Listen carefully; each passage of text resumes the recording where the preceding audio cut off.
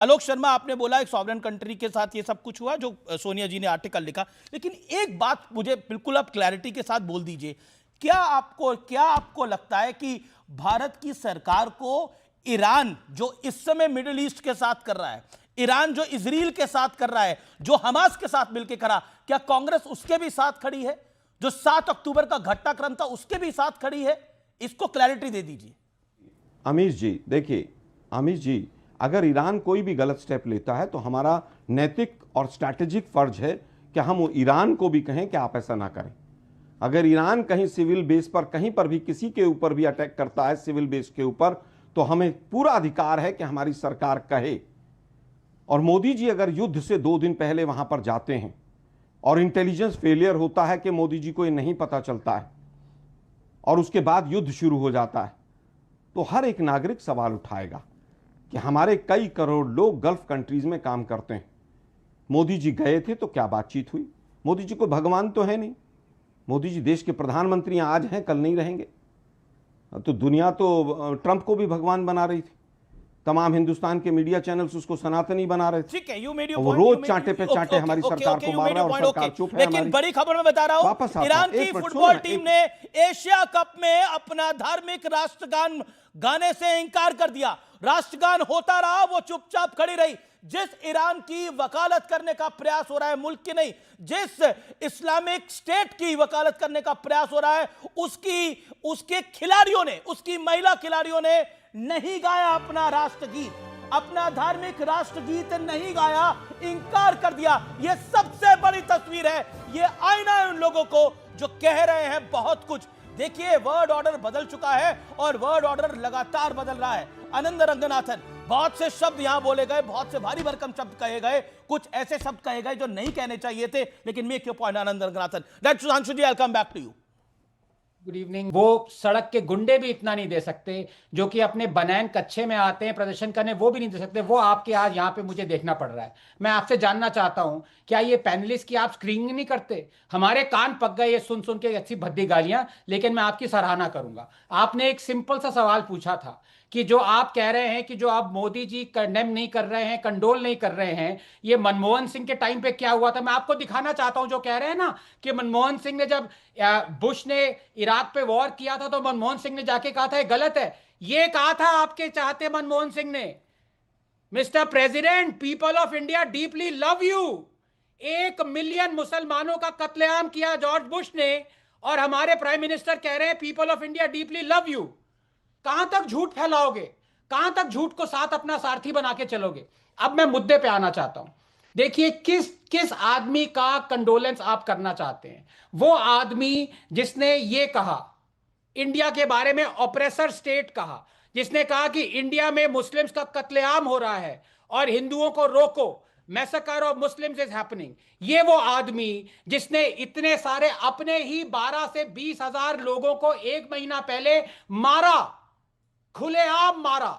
ये वो आदमी जो पूरे संसार में टेरर ऑर्गेनाइजेशंस को स्पॉन्सर ही नहीं कर रहा है, ये कह रहा है कि मैं इजराइल को मैप से उड़ा दूंगा, इजराइल एक कैंसर है। अब मैं आपसे एक सीधा सवाल पूछता हूं, ये रैशनल लोगों के लिए है, कांग्रेसी जैसे इरैशनल लोगों के लिए नहीं है।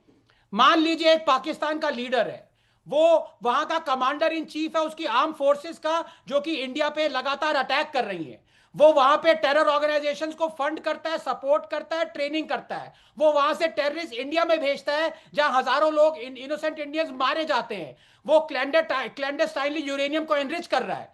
क्या वो इंडिया के लिए लेजिटिमेट टारगेट है कि नहीं है?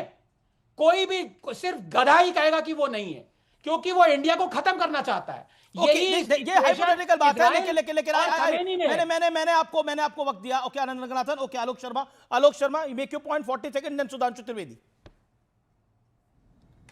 देखिए, मुझे लगता है कि अगर वो इतना बुरा था और इतना बुरा देश था और वो इंडिया का इतना बड़ा दुश्मन था, तो मोदी जी क्या करने गए थे 1.25 साल पहले वहां पर? पकौड़े तलने गए थे क्या? मोदी जी पिछले चुनाव में कह रहे थे चाबहार पोर्ट पे मेरा सबसे बड़ा मेरी उपलब्धि है। वो उपलब्धि कहां थी भाई? वो ईरान में ही थी ना। कुछ भी बोलते चले जा रहे हैं एजेंडा चलाने के लिए भाई। 1.25 साल पहले वो बहुत अच्छा देश था, मुल्क था, और 10 साल पहले बहुत गद्दार देश था, बहुत खराब देश था। कमाल करते हो यार, लॉजिकली सोचना ही बंद करवा दिया। वापस आता हूं, अरे भाई मैं फिर कह रहा हूं, अगर वो इतना बुरा देश था, इतने बुरे लोग थे, इतना बुरा था खamenei, तो मोदी जी क्या वहां पकौड़े खाने गए थे? क्या करने गए थे फिर मोदी जी वहां? क्या बोलूं इसके बारे में? उत्तर दीजिए मुझे पहले इसका, सबसे पहले इस बात का उत्तर दीजिए। मैं इनको इंटरप्ट नहीं करना चाहता, लेकिन मुझे चांस दीजिएगा। ओके आनंद रंगनाथ छोड़ो यार, तुम लोगों ने जिस तरह की शब्दावली का एक तो इस्तेमाल ऐसी करना शुरू भद्दी कर भाषा दिया जो है ना, हमें आपने उसी भाषा में जनपद जवाब यूज देना किया पड़ रहा है। अपनी ऐसी भद्दी मुझे भाषा जवाब देना देना पड़ रहा है। नहीं, आप कह रहे हैं कि जिस तरह की किसने यहां पर आपको आके बोला कि आप दलाल हैं? ऐसी भाषा का किसने आपको प्रयोग बोला? भाषा तो आपने बिगाड़ी आता ही। आप तो ऐसा है कि खमनाई की मृत्यु के बाद सबसे ज्यादा गुस्से में आप तो गालियों के बम चला रहे थे यहाँ पे आलोक शर्मा आकर। टीवी पे खमनाई की हत्या के खमनाई के जाने के बाद दलाली और भड़वागिरी वाला था, गालियों की इसलिए मिसाइल और बदजुबानी के बम फोड़े अभी आप पर आकर। आपने सुना, आपने शुरुआत के 40 सेकंड में क्या बोला? हमने तो सोनिया गांधी जी के भी आर्टिकल को कोट किया, लेकिन उसमें आपको तकलीफ नहीं थी। कमाल की बात है, इंडिया का इंटरेस्ट आपको हर्ट कर रहा है क्या? आप क्या चाहते हैं कि हम ईरान के साथ खड़े होकर मिडिल ईस्ट में अपने लोगों को क्या करें? अपने लोगों के साथ वो नेता जिसने महिलाओं के साथ क्या किया, 40,000 लोगों को जेनोसाइड किया है, सामान्य बात नहीं है। सुधांशु त्रिवेदी, कर्तव्यहीनता की प्रकाष्ठा करी है प्रधानमंत्री नरेंद्र मोदी ने। ये कहा है, एक second I come back to you. ये कहा है सोनिया गांधी ने, और अभी थोड़ी देर पहले आलोक शर्मा ने, आपका तब तक ऑडियो नहीं कनेक्ट हुआ था, और भी बहुत बहुत भद्दी बातें बोली हैं। Make your point. नहीं, मैंने आलोक शर्मा जी का, मेरा ऑडियो नहीं कनेक्ट हुआ, सुना था। आलोक शर्मा जी पता नहीं क्या हो गया इनको पिछले कुछ महीनों में। और आलोक शर्मा जी और कांग्रेस पार्टी से कहता हूं, जो शब्दों का इन्होंने प्रयोग किया था, कान खोल के सुनिए।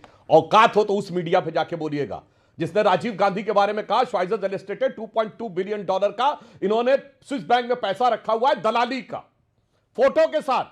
स्विट्जरलैंड का अखबार, नवंबर 1991। औकात हो तो उस पर जाके वो करिए। आइए सुनिए, state within state by यूवेगलिन एल्बर्टस, जिसने यह लिखा कि 20 दिसंबर 1985 को राजीव गांधी जी, सोनिया गांधी जी और सोनिया जी की मां पालो माइनो, उनको केजीबी से पैसा चाहिए था डॉलर्स में, जिसके लिए विक्टर चेरबोकोव ने परमिशन ली, और उसमें कोटेड है परमिशन नंबर। औकात हो तो उस पर जाके बोलिएगा। अब सुनिए, इसीलिए मैं आपसे कहना चाहता हूं कि ये जो आरोप लगे हैं, और सुनिए, सद्दाम हुसैन से अनाज देने के बाद बदले में दलाली के तेल के कूपन किसको मिले? कांग्रेस पार्टी को। वोल्कर रिपोर्ट 2005, जिसमें नटवर सिंह को इस्तीफा देना पड़ा। तो भाई साहब, जब इन शब्दों का प्रयोग करिए तो जरा गिरेबान में झांक के किया करिए। ठीक है, आप लोग क्लिप कटुआ गैंग आजकल चलाता है, तो मैं चैलेंज करके कहता हूं भाई, जाके मैंने लाखों दर्शकों से एक एक चीज जाके चेक कर ले, अभी चेक कर ले, समझ में आ जाएगा इन शब्दों से संबंध किस पार्टी का, किस व्यक्ति का है। और आप आते हैं ईरान पे, क्यों भाई साहब? ये 2005 में international atomic energy agency IAEA में ईरान के खिलाफ वोटिंग किसने की थी? कांग्रेस ने, क्योंकि अमेरिका के साथ न्यूक्लियर डील करनी थी, और ईरान उस समय सख्ते में आ गया था कि भारत ने हमारे खिलाफ वोटिंग क्यों की? क्योंकि अमेरिका के साथ 2008 में न्यूक्लियर डील करने के लिए मनमोहन सिंह ने अपनी सरकार दांव पे लगा दी थी। खुलेआम सांसदों को पैसे बांटे थे। किसके लिए बांटे थे मेरे जी सुधांशु, आप बताइए। और मैं आज की बात पे करता हूं। आज की बात, मिडिल ईस्ट के देशों में और नेशन ऑफ इस्लामिक कंट्रीज के देशों में कितनों ने कहा है, इसके ऊपर संवेदना व्यक्त करी है और अमेरिका की आलोचना की है? सऊदी अरब ने की है क्या? कतर ने की है क्या? जॉर्डन ने की है क्या? ओमान ने की है क्या? चाह रहा था ईरान को अटैक हो, सऊदी अरब तो चाह रहा था, एक भी देश ने नहीं करी है। अमीश जी, कहावत होती है कि नया मुल्ला प्याज ज्यादा खाता है, यहां गैर मुल्ला प्याज ज्यादा खाता है। आज हिंदुस्तान में एक समस्या हो गई है, दो प्रकार के मुसलमान हैं, एक कलमा पढ़ने वाले, एक बगैर कलमा पढ़ने वाले। ये जो बगैर कलमा पढ़ने वाले सेकुलर मुसलमान हैं, ये उससे ज्यादा बड़े बनने की कोशिश करते हैं। और आज कांग्रेस का उद्देश्य विदेश नीति है। एक लाइन में कह दो, मैं पूरी कर दूं। इनका न विदेश नीति न गृह नीति, इनका उद्देश्य देश में अराजकता फैलाना है। हमारे 95 लाख लोग उन देशों में हैं जो इस समय ईरान से सीधे दुश्मनी मान रहे हैं। 10,000 लोग वहां हैं। आज ये 95 लाख लोग चूंकि वोटर नहीं है, इसलिए इनको लगता उनकी जान की कोई कीमत नहीं है। अगर उनके परिवारों की वजह से यहां अराजकता फैल जाए देश में तो होगा। और जहां तक अयतुल्लाह खुमैनी जी की बात है, मैं ये कहना चाहता, नहीं एक लाइन अमीश जी एक लाइन, अगर ये कह रहे हैं इनको शियाओं से क्या हमदर्दी थी, यहां तो अमीर जमाई भी बैठे हैं, मैं तो लखनऊ का रहने वाला हूं। अरे कांग्रेस के दौरे हुकूमत में शियाओं को मदे साहबा का जुलूस नहीं निकालने दिया जाता था। 22 साल प्रतिबंध रहा। जब अटल जी प्रधानमंत्री थे और कल्याण सिंह जी सीएम थे, तब लखनऊ में शियाओं को जुलूस निकलना हुआ, और कारगिल में जुलूस नहीं निकालने देते थे शियाओं का। मोदी जी के प्रधानमंत्री काल में शियाओं का जुलूस निकलना शुरू हुआ। क्या बात करते हैं, शियाओं के साथ क्या करके रखा हुआ था अपने दौरे हुकूमत में, और आज आकर कहने का प्रयास करते हैं कि साहब जैसे उनके लिए बहुत बड़ी हिमायत। ठीक इसलिए मैं आलोक शर्मा से व्यक्तिगत उत्तर नहीं कर रहा हूं, ये कांग्रेस पार्टी का चरित्र हो गया है, और ये जितनी बातें मैंने बोली है कोई लाखों दर्शकों में जाकर